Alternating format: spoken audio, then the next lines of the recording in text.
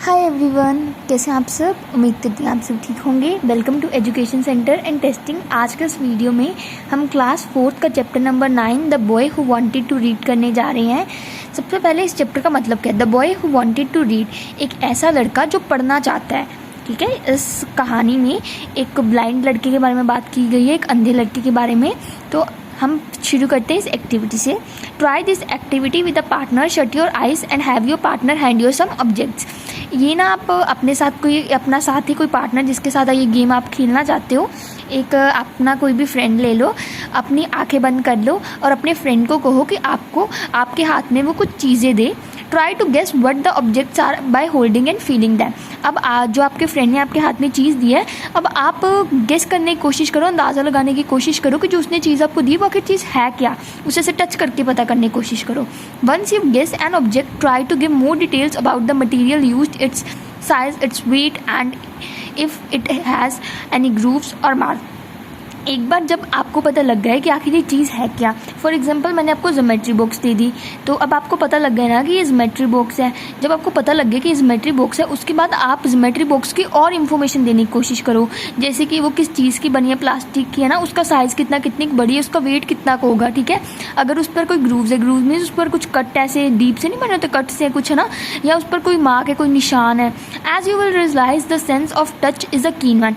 जब आपको ये एक्टिविटी कर लोगे, आपको पता लग जाएगा कि touch, sense of touch means जब आप किसी चीज़ को टच करते हो तो हमें पूरा क्लियर आइडिया मिल जाता है कि आखिर वो चीज़ है क्या। ठीक है, हमें अंदाज़ा हो जाता है। ठीक है, साफ अंदेशा मिल जाता है कि आखिर वो चीज़ है क्या।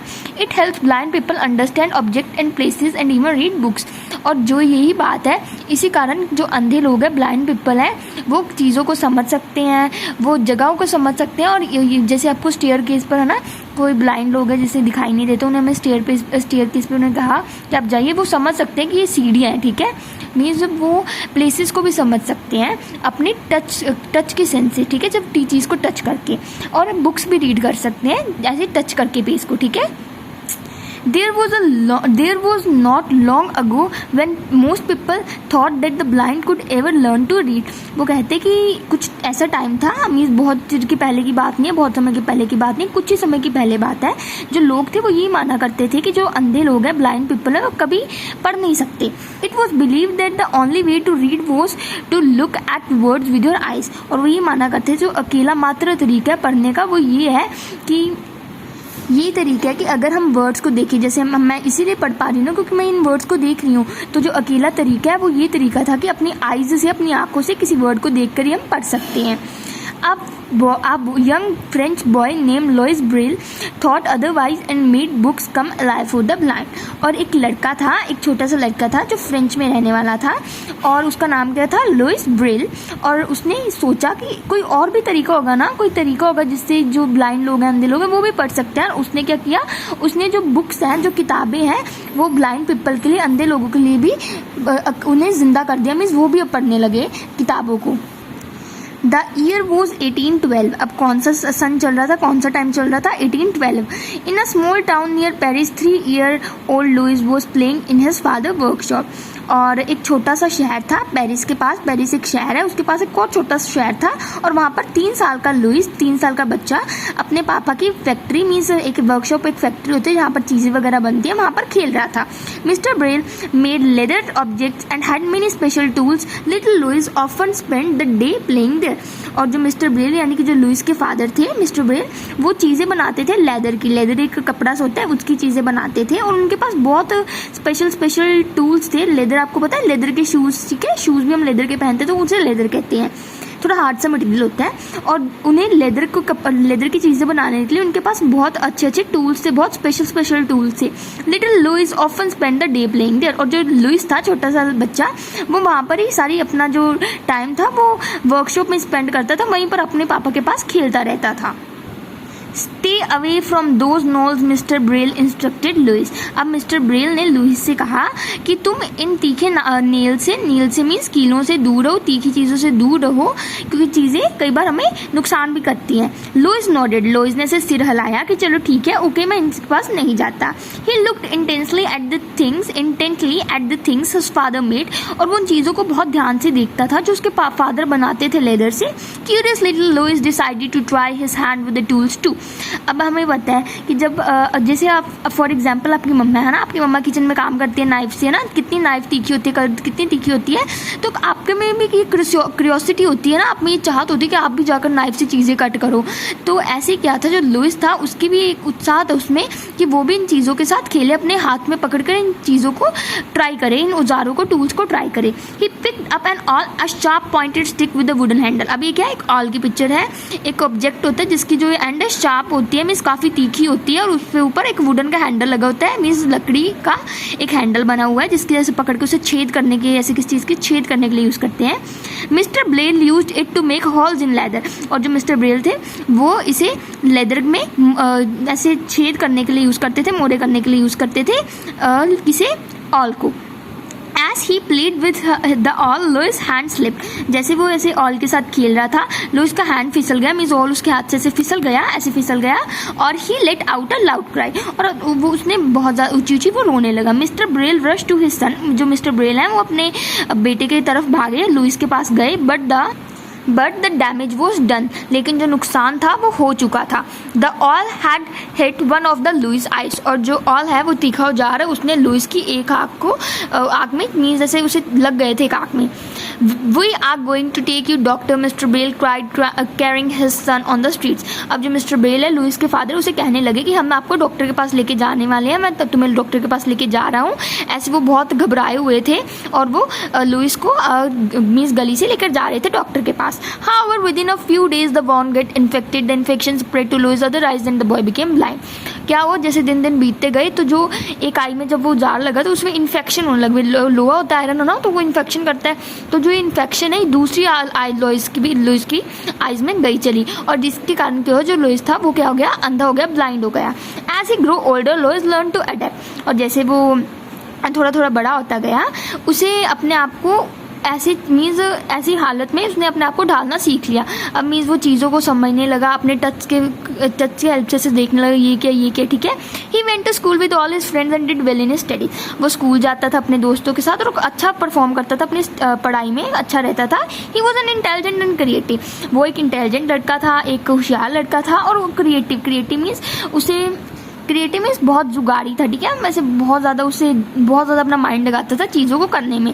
Most importantly Louis was determined to not let his disability slow his down one bit, और जो लुइस था उसने ये सोचा था इस लड़की ने कि वो उसका एक पक्का इरादा था, उसका एक डिटरमाइंड था, एक इरादा था कि वो जो उसकी ये डिसएबिलिटी है मीन्स जो ये देख नहीं पाता, उसे कभी भी अपना रास्ता धीमा नहीं करने देगा।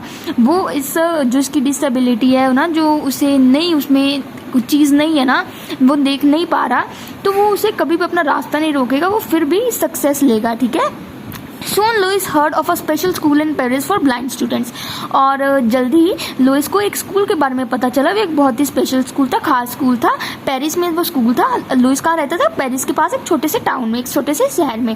तो लुइस को एक स्कूल के बारे में पता चला जो पेरिस में था, और वो स्कूल सिर्फ ब्लाइंड स्टूडेंट्स के लिए था, मीन्स जो स्टूडेंट्स देख नहीं सकते, जो बच्चे देख नहीं सकते, उनके लिए था। He did not think twice about going. Louis packed his bags and went off to study her. अब लुइस ने सिर्फ एक बार सोचा, बस जब उसे स्कूल के बारे में पता लगा, उसने बस 2 बार नहीं सोचा, बस वो स्कूल की तरफ उसने सोचा कि वो स्कूल जाएगा और वहाँ से पढ़ेगा। लुइस ने अपने बैग पैक किया ना, जो अपना सामान उसे रखा बैग में, और वो वहाँ पर पढ़ने चला गया। At the school Louis realise that there were special books for the blind to read, और स्कूल में उसे पता लगा कि जो लुइस है, जो पीपल है जो देख नहीं सकते, उनके लिए वहाँ पर कुछ स्पेशल बुक्स है, कुछ खास बुक्स है वो पढ़ने के लिए। Valentin Hauy the founder of the school had made books with large letters that were raised up of the page. और जिसने जो ये ब्लाइंड के लिए स्कूल बनाया था, जिसने ये स्कूल की नींव रखी थी, अब उसने एक ऐसी बुक्स बनाई हुई थी जो लेटर काफ़ी बड़े बड़े राइट किए, जैसे ए इतना बड़ा ना, तो और वो जो ए है वो पेज से थोड़ा बड़ा हुआ था, पेज से थोड़ा ऊपरा हुआ था, जैसे देखिए यहाँ पर ए ऐसे ऊपर ऊपर आया हो, ठीक है, ऐसे वो छू के देख सकता था कि ए है, ठीक है, ऐसी उसने बुक्स बनाई हुई थी। Since the letters were so big the books were bulky, अब जो देखो लेटर्स इतने बड़े बड़े हैं ना, तो ज़्यादा बड़े बड़े तो स्पेस भी उन्हें ज़्यादा चाहिए होगी और ज़्यादा पेज लगी, तो इसी कारण जो बुक्स है वो काफ़ी हैवी थी, काफ़ी भारी थी। Also they were expensive to make, और वो काफ़ी महंगी भी थी। The school had exactly 14 of them, अब स्कूल के पास ऐसी ही 14 बुक्स थी, 14 बुक्स थी, 14 feeling each letter with his finger tip, Louis set about reading the books in the school library. अब जो लुइस है वो हर लेटर अपने फिंगर टिप्स यानी कि ऐसे ऐसे देख देख के उससे पढ़ना सीख गया था। लाइब्रेरी में वो बुक्स थी और वहाँ से वो पढ़ना सीख गया था, ऐसे अपनी फिंगर टिप्स को ऐसे टच करके लेटर्स को। However this was a long and difficult task, ये काफ़ी बड़ा मीन्स काफ़ी टाइम लेने वाला टास्क था और काफ़ी मुश्किल काम था ये। It took a few seconds to read each word, और उसे जैसे हम देखा, मैंने यहाँ पर पढ़ा फ्यू है ना, 1 सेकेंड में पढ़ लिया फ्यू, लेकिन उसे एफ पहले पढ़ना पड़ा, फिर ई, फिर डब्ल्यू ना, तो उसे काफ़ी टाइम लगता था एक चीज़ पढ़ने में। So by the time he reach the end of the sentence Louis almost forget what the beginning of the sentence was about. जब लुइस खत्म करता था ना किसी चीज़ को, वो भूल जाता था कि स्टार्टिंग में क्या है। जैसे मुझे बिगनिंग पढ़ना हो, पहले बी एक पेज पे मैंने पढ़ा, फिर ई, फिर जी, फिर आई, फिर डबल एन, फिर आई एन जी, मैं भूल गया स्टार्टिंग में क्या, ठीक है, मीन्स जब तक वो सेंटेंस खत्म करता था वो भूल ही जाता था कि स्टार्टिंग में क्या है। There must be a better way, Louis said to himself, and as he soon found out there was. और जो लड़के, उस लड़के ने अपने आप को कहा कि इससे भी कुछ अच्छा तरीका होना चाहिए जिसके कारण जो ब्लाइंड पीपल है वो अच्छे से पढ़ पाए, और जैसे वो सोचने लगा उसे एक तरीका मिला भी। Louis thought long and hard about a way for the visually impaired to read, और जो ब्लाइंड लोग हैं उनके लिए उसने तरीका ढूंढने की कोशिश की कि जो इतना मेहनत ना जिसमें करने वो अच्छे से रीड कर पाए। Others had created symbols that could be read by touch, उन्होंने क्या किया, सिंबल्स बनाए हुए थे लोगों ने, तो वो ऐसे जब हम टच कर सकते तो हम पढ़ सकते हैं सिंबल्स को। However this finger reading was slow and difficult and symbols were complex, और जो फिंगर रीडिंग है ये बहुत स्लो प्रोसेस है ना, जैसे पहले ए पढ़ो फिर बी पढ़ो ना, ये बहुत स्लो प्रोसेस है, काफ़ी टाइम लेता है और एक तरह डिफिकल्ट भी है, मुश्किल भी है। और जो सिंबल्स थे कॉम्प्लेक्स थे, मीन्स कई बार भूल ही जाते सिंबल का ये कौन सा सिंबल किसके लिए है ना, तो एक डिफिकल्ट प्रोसेस था, बहुत मुश्किल से पढ़े जाते थे symbol. Louis wanted an alphabet code to make reading by touch quick and easy, जो लुइस था उसे एक अल्फाबेट कोड चाहिए था, ऐसे जैसे ए का कोड, बी का कोड, ऐसे कोड चाहिए था जो ये रीडिंग को आसान और जल्दी बना दे। एज फेट मीन्स उसकी किस्मत के कारण वुड हैव इट, और उसकी किस्मत के कारण उसे एक और मौका मिला। Louis soon got the chance he was looking for, और उसे मौका मिल गया जिस मौके की वो खोज में था। He heard about something called night writing, उसे कुछ सुना था जिसको हम नाइट राइटिंग कहते थे, एक चीज़ है design by captain Charles. Captain Charles ने नाइट राइटिंग को बनाया था। Captain Charles Barbier the French army use this method to read messages in dark, जो फ्रेंच आर्मी है इस तरीके को यूज़ किया करती थी, नाइट राइटिंग को यूज़ किया करती थी अंधेरे में मैसेज रीड करने के लिए। अब देखिए जब अंधेरा होगा तो जो सोल्जर्स हैं वो कैसे मैसेज रीड करेंगे ना अंधेरे में, अगर किसी एनिमी ने अटैक कर दिया, किसी दुश्मन ने अटैक कर दिया, अगर वो लाइट जगाएंगे तो एनिमी को पता लग जाएगा कि हमारे दुश्मन वहाँ पर, और वो आकर उन आर्मी पर अटैक कर देंगे। लेकिन इससे बचने के लिए उन्होंने एक राइटिंग बनाई थी, एक मैसेज रीड करने का एक तरीका बनाया था जिसे नाइट राइटिंग कहते हैं। At night soldiers could not read written messages because they would needed to light to read. अब जैसे मैंने आपको बताया जो सोल्जर्स थे, जो सिपाही थे, वो लिखे हुए मैसेज नहीं पढ़ सकते क्योंकि उन्हें लाइट चाहिए पढ़ने के लिए। If the litre match the light might attract the enemies attention, अगर उन्होंने कोई लाइट जगाई, कोई ऐसे माच स्टिक जगाई है ना, कोई ऐसे तीली जगाई, तो जो एनिमी है, जो दुश्मन है, उन्हें तो पता लग जाएगा कि यहाँ पर है। Instead they used N alphabet code made of small dots and dashes, और लाइट जगाने से अच्छा वो एक अल्फाबेट कोड यूज़ किया करते थे, लेटर्स का कोड यूज़ किया करते थे, जो डॉट्स, छोटे छोटे डॉट्स, जैसे डैशेज, एक मिनट जस्ट वेट। और वो मेथड कैसे बना, वो डॉट्स से बना था, ऐसे डैश डैश ऐसे कहते लाइन सी, ठीक है, ऐसे उसने अल्फाबेट कोड्स बनाए हुए थे नाइट राइटिंग में। The symbols were raised up off the paper so that soldiers could read them by running their fingers over them। और जो देखिए मैं आपको ये भी नोटबुक से समझाती हूँ। अब देखिए यहाँ पर मैंने ए राइट किया, अब हम इसके पीछे देखते हैं कि क्या होता है। अब देखिए यहाँ पर थोड़ा ऊपर आ गया ना, थोड़ा जैसे मैं टच करके बता सकती कि ए है, ये डॉट है, ये डैश है, मैं सब कुछ टच करके बता सकती। तो ठीक है, ऐसे ही हुआ करता था राइटिंग में करते थे, उसे ऐसे दबाकर राइट करते थे, जो पिछली साइड है उसकी थोड़ा ऊपर आ जाए और वो टच के साथ पता कर सके कि वर्ड आखिर है क्या। अपनी फिंगर्स उन वर्ड पर ऐसे दोहरा के उन्हें पता लग जाए कि वो आखिर वर्ड है क्या। He saw it was a good but he wanted to improve it further. उसे ये महसूस किया कि ये तरीका अच्छा है, लेकिन उसे तो थोड़ा सुधारना चाहता, थोड़ा और अच्छा करना चाहता था। On his next vacation home, Louis spent all his time working on his system of writing. As he sit there in his father leather shop, Louis picked up one of his alls. The idea came in flash. Very tool that he could cost him to go to blind would now help him to read. अब इस para में क्या कहा गया, जब अगले time जब उसकी वेकेशन हुई, जब उसे छुट्टियाँ हुई, लुइस ने क्या किया, अपना जो सारा टाइम है उसने ये बस राइटिंग सिस्टम, जो ये राइटिंग है सिस्टम का, उस पर ही सारा स्पेंड किया। ठीक है, जो ये तरीका था लिखने का, जो नाइट राइटिंग है। और जिस लेदर शॉप में वो बैठकर अंधा हो गया था ना, जिस ऑल की हेल्प से, जिस ऑल के साथ वो खेल रहा था और वो ऑल उसके आई में लग गई थी और वो फिर ब्लाइंड हो गया था, अब उसी ऑल से उसे एक आइडिया आया। और अब क्या किया, वो सोचने लगा कि जिस ऑल ने मुझे ब्लाइंड कर दिया, जिस ऑल के कारण मैं अब देख नहीं पाता, वही ऑल मुझे पढ़ने में भी हेल्प करेगा। Over the next few days he worked on an alphabet made up of entirely 6 dots. कुछ दिन ना वो एक ऐसे लेटर पर काम करने लगा जो 6 डॉट्स का बना था, 6 डॉट्स बनाए हुए थे। जैसे उसने फॉर एग्जांपल 1 2 3 4, ठीक है, ऐसे उसने कुछ 6 डॉट बनाए हुए थे, ऐसा कुछ वो कर रहा था।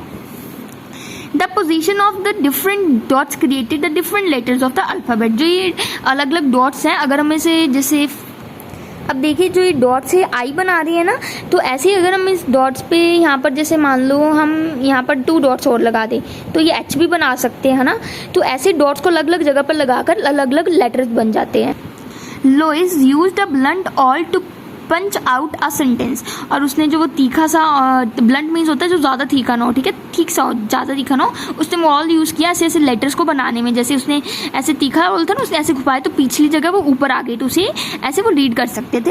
Holding his breath he read it quickly. अब उसने अपने ऐसे सांस ही थाम ली कि ऐसे अब देखने लगा कि उसका तरीका काम करता है कि नहीं। उसने ऐसे पढ़ना शुरू किया। एवरीथिंग मेड सेंस, हर एक चीज़ ठीक सी, हर एक चीज़ समझ आ रही थी।